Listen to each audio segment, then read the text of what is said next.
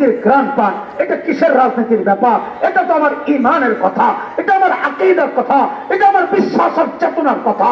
এখানে কোনো রাজনীতি বুঝি না।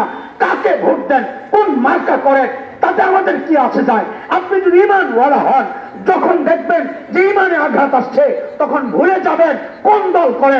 আলেমের হাতে হাত রাখা, কাঁধে কাঁধ মিলাইয়া আওয়াজ উঠাইতে হবে, সম্মিলিত আওয়াজ, মুষ্টিবদ্ধ হাত উঠাইয়া আওয়াজ উঠাইতে হবে। বাংলাদেশে নাস্তিকতার চর্চা করতে দেওয়া হবে না।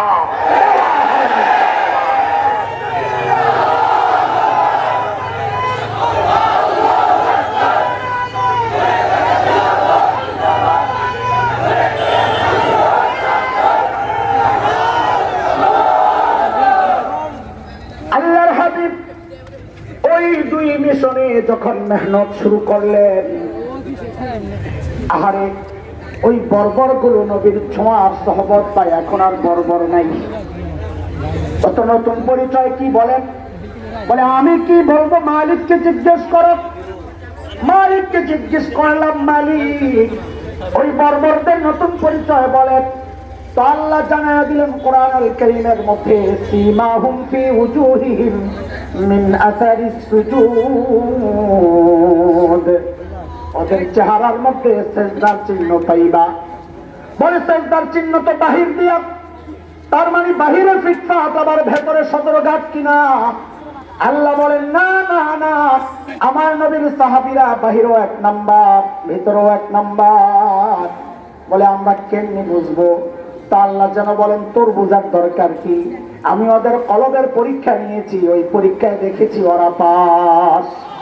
কার কথা? কার কথা?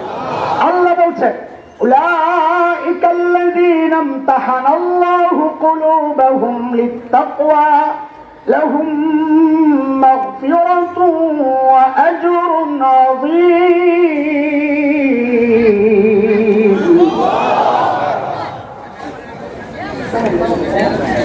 আপনার এই বয়সে যদি সেলফি উঠান তো বাচ্চারা কি করবে?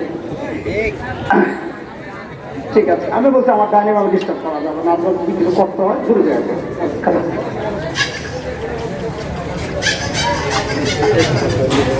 আল্লাহকে জিজ্ঞেস করলাম, মালিক ওই বর্বরদের নতুন পরিচয় বলেন। আল্লাহ তো জানাইয়া দিচ্ছেন পরিচয়। নবীকে জিজ্ঞেস করলাম, ইয়া রাসূলুল্লাহ বর্বরদের নতুন পরিচয় বলেন। তো আল্লাহর হাবিব যেন বলে উঠলেন, এরে আমার সাহাবীদেরকে বর্বর বলিস না, ওরা আর এখন বর্বর নাই।